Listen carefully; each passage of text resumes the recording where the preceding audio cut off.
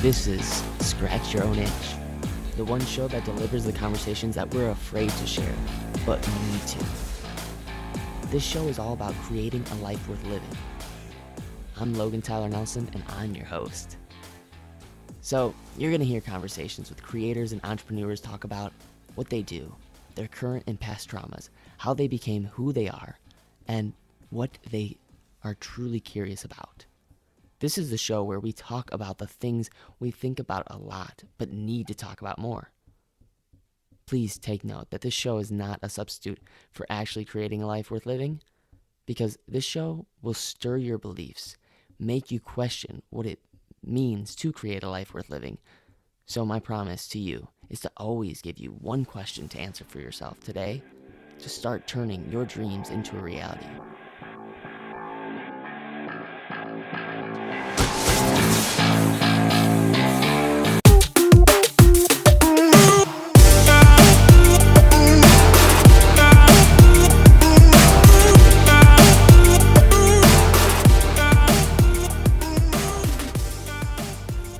Hey, ladies and gents, thank you so much for taking the time out of your day to listen to this podcast, because I know you can be listening to any other podcast, but instead you chose this one. I am with the one and only Breen, who is coming on an episode of mine and taking his time out of his day to bring it in sales. That's his area of expertise. Breen has worked sales for how many years now? 20 plus years. And today I just want to really introduce you to him and his area of expertise. And the first question I want to start us off with is over your years of experience, what's the, in a minute or less kind of answer, what's the overlining message that you've taken from that experience? So from all my years in sales, I would say that the message. Now, are you saying what is the message that I've learned about what's important about sales, or what have I learned from the experience itself? From the experience itself, right? Because we can go to college and learn, sure, supposedly how to do sales, right? Or we can actually go in the work field and really feel what it's like to sell a product, right? Oh, correct, yeah. That's a great example, because I think that the difference between those two examples is one is sort of sitting in the stands at the arena. You know, if you think of like the Roman Colosseum, you would think there's these passionate people and they're sitting in the stands and they're reading books and they're learning everything they can, but until their feet are in the dust of that arena floor, they don't know anything. Oh. And the minute that you hit and here's the thing, I give this example all the time. So I say, if you take two people and you say, all right, person A, I'm going to sit you down with Phil Mickelson, Tiger Woods, Jordan Spieth, and you're going to be in a classroom for a month, and they're going to tell you everything they know about golf. And person B, I'm going to send you out with my uncle Bill, and you're just going to golf for a month. At the end of the month, who do you think is going to be better at golf? Most people would actually think probably person A, right? Right. Not only but that, it's not. But that person A might be sick of hearing about it, whereas person B is finally, from having his hands on the club and being able to feel the difference in the grass between when it was a wet day and when it rained or it didn't rain, and the smell in the air and as the wind blows across the fairways. There's going to be things that you're going to get from being out there that no one can teach you, and they couldn't even tell you, because the way you experience it is only specific to you. And so when that lights you on fire, Now you would go learn anywhere. You would read any book. But if I told you read the books first, but you're not connected, there's nothing in your soul that's lit, you'll make it halfway through the book, and then you'll be like, what am I reading this for? No, it's so true. It's like, I had Philip McKernan on my show, and one thing, he's a brilliant man, and he talks about people try to find their passion behind a rock, like right. It's like, it's hiding behind a rock. What are you doing today? I'm searching for my passion. I'm looking for my passion, and it's like, no, it's not. It's once you invest yourself into anything, whether it be sales or whatever, then you can find your true passion. And actually, the secret sauce, which I want to ask you next, is what have you discovered now that is probably the number one go-to technique that you use with customers nowadays that allows you to truly connect with them on a deeper level and instead of just selling them something. Sure.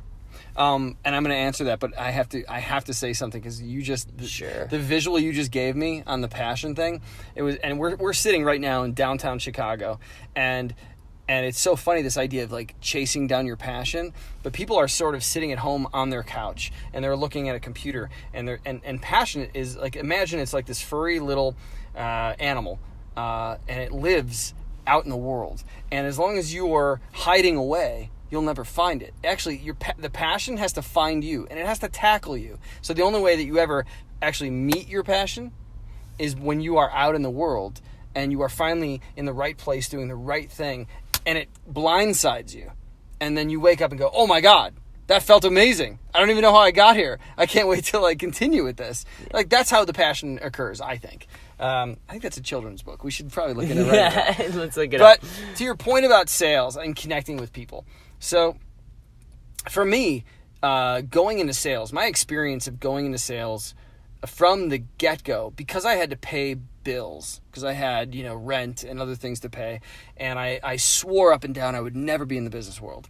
So here I was, this English lit major, self-taught guitar player, self-proclaimed anti-business person. I'm not wearing a monkey suit, right? And now here I am. I'm staring at a computer, and it's, I got to dial the number on the computer, and then I got to get this person in 15 seconds to give me their most private information so that I can see if I can save them money financially on their mortgage, and they don't know me and I don't know them. How do I do this?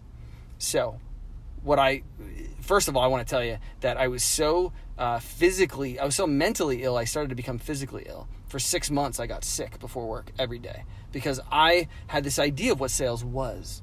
I thought it was manipulation until I started to put myself in the shoes of my customers. And to answer your question, so I looked at them and I started to really dive deeper and ask them, like, what do you want the money for? Why are you in this position? What can we do to really help you? And so for me, the sale, in any sales situation, the sale gets lost the minute that you look at a customer and think of, how can I close this deal? Yeah. Well, that's it. You're lost because you don't care about this person. All you care about is the commission at the end of the deal. And this person could have a real pressing matter for why they either need the money, they need the car, they need the house, whatever the product or the service, whatever it is that they're buying.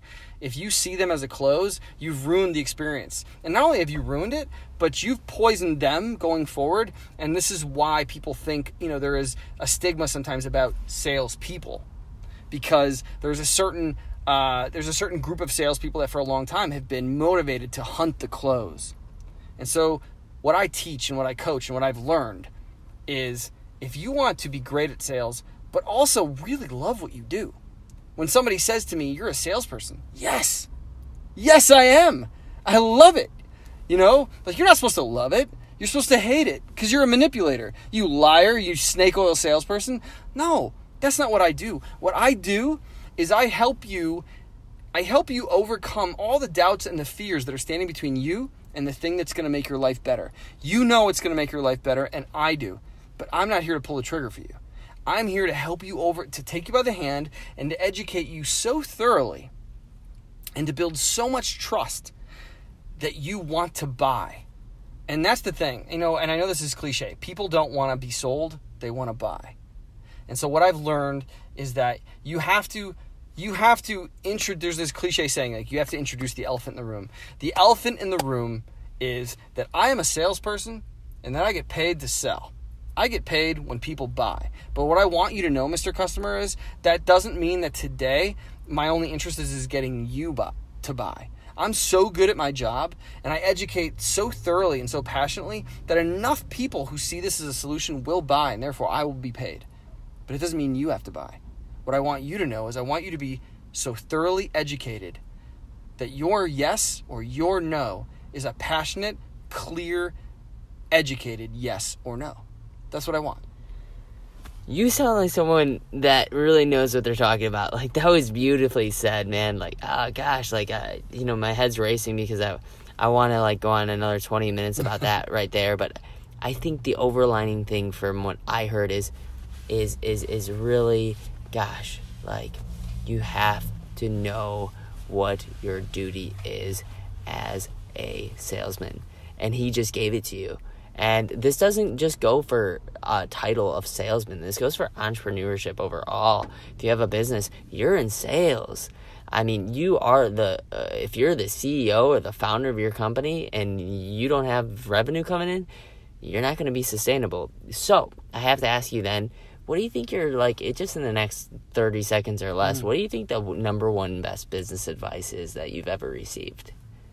Best business advice in terms of growing a business, or with just relation to sales? Or business advice is like, I wish I started earlier, or business advice is get your LLC, or business advice is get something on a contract. Okay, I would say the best business advice I've received is start now, and don't be afraid to screw it up, because no matter how much you research it, you're going to screw it up. You're going to. There's no amount of research that you can do to prevent yourself from screwing it up. So start now, especially if you're passionate about it, and be honest with your customers. And if you don't know the answer, tell them, look, I'm passionate about this because I'm going to find a solution for you, and I may not have the answer today, but I'll find it. Because people are forgiving. We're human beings. That's the thing. We leave that out of the sale. But you're a human being and I'm a human being. And it's not about money. How hard did you work for that money? What did you do? Where do you work? How many hours did you put in? I'm helping you transfer the value of your hard work into a solution.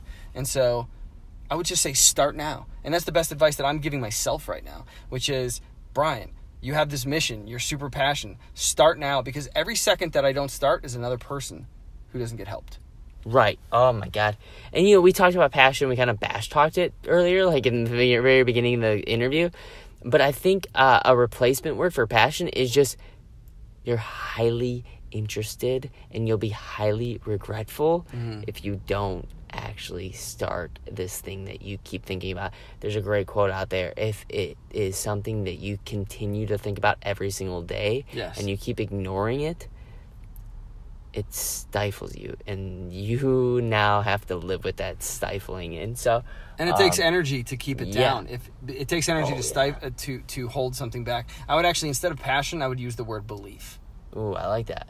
Because if you believe something, then it's part of your core. It's something you stand for.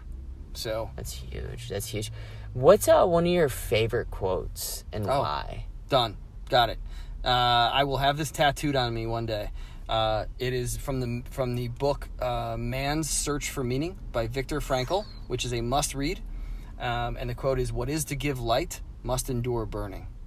Wow. So Viktor Frankl.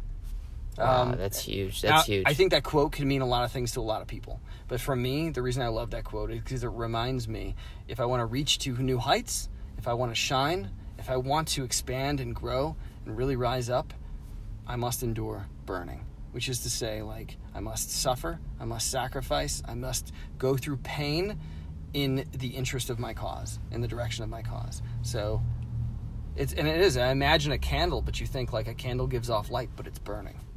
Oh, that's huge. That's huge. I mean, and the thing is the reason why I really like entrepreneurship overall is time's going to pass whether you want it to or not. Right. And you can either, and I'm not saying you're a bad person by working for someone. You could totally go work for someone. I think that's a great way to learn how to actually start a business that maybe you one day want to actually operate yourself. But I do think that if you're going to hurt yourself at all and go through a rough patch and burn like a candle, like you said, you might as well do it on your own. And I mean, get a mentor. So with that being said, do you have a mentor yourself, like just one person or maybe two people that have really like led you and kept you on your toes? Yeah. Oh, man. Now you're talking. This is so, not only is this one of the greatest things I love to talk about, but I think it's one of the most important things in life. And so when I have this sentence that revolves in my head, it's when I meet new people, and it's just basically speaking to my philosophy, which is that I strive to surround myself with the very best role models, mentors, and those hunting their greatness. And I've written that and typed that so many times that it's just stuck in my head. And so I honestly, I have a lot of mentors right now who are associates of mine, they're friends of mine. But I would have to tell you that the most foundational mentors for me would be Stephen Davenport, Professor Stephen Davenport, who is actually an English professor here, I think at the University of Illinois, Chicago. And he was my professor at Millikan University. And he was the first person, one of the first people who really, grabbed me and shook me and asked me questions. He pulled me aside in class and said, "What are you majoring in? Why and why?" And I was like, "Well, I'm majoring in biology and education." And he's like, "Why?" I'm like, "I don't know. I think I'd be a good coach and maybe a teacher." And he's like, "Dude, you're a great writer." He's like, "I want to pump my fist when I read what you write." He's like, "You need to change your major and I will mentor you." And that was it. I was like, somebody believes in me, and now the fire is lit. And it was thrilling. And that moment that moment pivoted me in life and allowed me to believe in myself that in a way I'd never believed in myself. So I would say he was a huge one. And then I'm always surrounding myself with new mentors. So to pick another one would be hard. But I would just say watching my parents try to achieve their dreams. I would say both my mom and my dad are both mentors to me in a lot of ways. So, dude, value given left and right with that. Like, yeah, it's so important to have people that believe in you, because sometimes it's hard to give yourself permission. And I think that mentor is that giving yourself permission. So one more I would add is John Blaze. Yeah. John Blaze was a teacher. He was a special ed teacher. And in 2015, he became the first person with Lou Gehrig's disease to finish the Ironman in Hawaii. And the next year, I finished the Ironman in Hawaii, and I met him at the finish line, and we retold his story. But he was a mentor and a friend to me because he did something that was unthinkable, finishing the most grueling endurance race while your body is not just shutting down, but dying. Wow. He was dead a year later. And to this day, I carry him, in my heart. I carry his message in my heart that, like life is short. He mentored me in that. And give to others, he mentored me in that is the most fulfilling thing you can do, spending your time. And that if you have a dream, frickin' go for it. Because no one thought he could finish that race. Lou Gehrig's disease is a muscle killing disease. And he went and finished it. So he's somebody worth mentioning. Man, geez. And you can find it on YouTube. In fact, look up watch the 2000, just type in, I would ask everyone who's listening, type in, go to YouTube and watch 2005 Ironman and just John Blaze and get the Kleenex box and get ready. Because he delivers so much value. And just not even just from the way he lived life, but from his words. So my audience knows they love vulnerability. Is that one person that I need to talk to right now that's willing to be open to shed off the armor right now that they have on them that they hold so tightly. Check out Jonathan Glaze, and just you won't be disappointed. I just want to do 2 more questions and wrap it up. Second to last question, I'd love to ask you, people are probably listening to this and they're like, gosh, like Bryan really knows what he's talking about. Like, where can we find more of Bryan? Just one place you want to send him. I would say LinkedIn is where I spend the vast majority of my time. It's a great community. So yeah, look me up on LinkedIn and connect with me. And I'm happy. I love connecting with other passionate and, just people who are driving for more, who are seeking more. So I love it. I will put that in the show notes. So it'll be just a simple click on your device to be headed over and be forwarded straight over to Bryan's page, and message him if you feel like anything that inspired you today, or you heard part of his story and it resonated with you. Like, I really, really, really, really, really, really believe in this guy and what he's doing, and his whole brand is around being bolder. So with that said, to round it out, the last question I've got to ask you is, Bryan, what's your personal definition of success? Man, what a sensational question. My personal definition of success is being able to spend the time that we have in life, because time is really, that's the greatest, that's the currency, right? We're working really, really hard to make a lot of money so we can spend a little bit of time enjoying ourselves. So I would say the definition of success is when you are doing something that is so in line with what is in your soul and what is in your heart, like what you are delivering to the world, whether it be through a product or a service. And somebody could argue with me, they could say, well, you know, I'm a janitor, so how is that? Like, you make the school cleaner and better, and when you interact with people, you brighten their day. You can do it through your job. You can do it in the grocery store line. You can do it, you know, especially in the financial world where I was, because you're through every product and service. I really think you can whittle it down to giving people access to having a better life. And I think you could almost look at every single product and service and you could find that truth. So whatever it is that you're doing, I feel that success is when you come home and you're not like, thank God that's over. Like, you know, Monday arrives and you can't wait to get out there and deliver your impact to the world. And so it's in line with your values, you know? That's what I would say. Oh, dude, I don't think there's any better way to round it out right now. If you heard that, do me a huge favor and take a second. Put your right hand on your chest where your heart is, and your other hand on your stomach.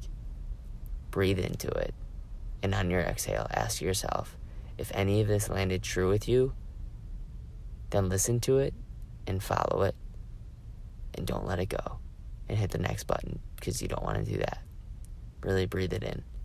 And any of it touched you or resonated with you, reach out to Bryan, reach out to myself. The only way that anything today will actually be changed for you, instead of just using it as motivation, but the only way to actually take action is by scratching your own itch. As I dubbed this show, scratch your own itch. And if you don't, I promise you, you might regret listening to this and moving on. So, with all that said, please hit the subscribe button so you don't miss another episode. And thank you so much for taking the time out of your day to join Bryan and myself. You have a great day. You matter, and you're enough. There'll be girls across the nation that'll eat this up. Babe, I know that it's your soul, but could you bottle it up? Get down to the heart of it. No, it's my heart. Your shit out of your luck. Don't make me tell you again. Woo! Love, love, love. Hey. Love, love, love, love. Oh, wow. You made it to the very end of the show. Thank you so much for tuning in for another episode of Scratch Your Own Itch with your host, Logan Tyler Nelson. To make it to the end, gosh, that doesn't happen very much nowadays. I mean, especially with the constant distraction. So, I appreciate all of the efforts that you just took out of your day to make it to the end. And if you hit that subscribe button and leave a review, you would have no idea what that would mean to me. So thank you so much for taking the time to hit that subscribe button. And if you leave a review, check it out. Just screenshot it, send it to me, and I'd love to host your review out on the show. But don't ever forget, like I say, you matter and you're enough. Love is the main reason for how all this happened. Love for all my fans, love for all the shows. Got love for all my memories, no matter where I go. Even if I'm out to nothing, I know there's always something. It's not a fitness test, but it'll always